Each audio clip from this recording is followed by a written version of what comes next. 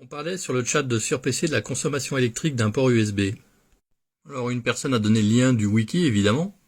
Alors vous pouvez utiliser aussi également ChatGPT, c'est à la mode. Là en l'occurrence il vous indique un port USB 2 pour finir jusqu'à 500 mA, en effet, sous 5 volts. Et un port USB 3 jusqu'à 900 mA.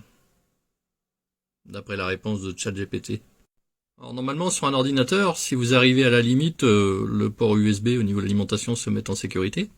Eh bien sur un HP Spectre, une personne a branché une webcam, un modèle 4K, et le port USB 3 n'a pas survécu. Il marchait en port USB classique. Bref, ce qui fait foi, ce n'est pas la doc sur un Wikipédia ou ailleurs, mais c'est la doc constructeur. On va aller voir la doc par exemple de la B650 Aorus LKX.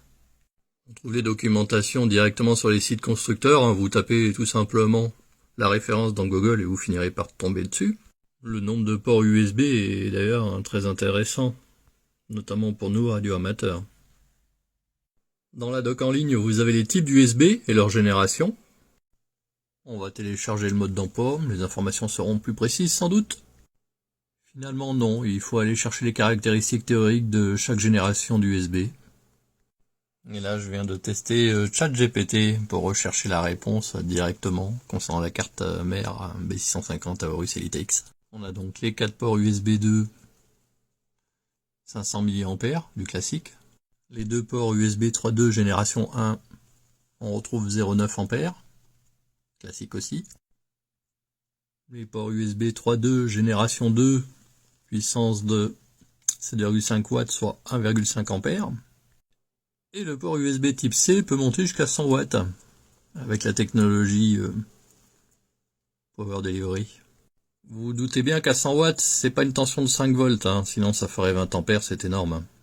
Donc en reprenant la doc, le premier 100 watts, les 2 USB de couleur rouge 1,5 A, les USB 2 500 mA par port, les 3.2 Gen 1 0,9 A, etc.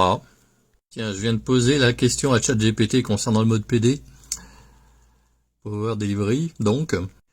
Et finalement, il peut y avoir des cas où on part du 5 volts avec 20 ampères. Bah dis donc. Bon, en fait non, ça sera pas 20 ampères mais bien 3 ampères. Je mettrai la conversation sur mon site Radioamateur Forum Actif. Le lien sera en bas dans les commentaires de la vidéo. Maintenant, je le rappelle, dans un souci de fiabilité, restez toujours assez loin des puissances maximum de vos ports USB. Et si vous avez le moindre doute, utilisez un hub USB, comme ça vous protégerez votre équipement. Hub USB, évidemment, avec alimentation externe.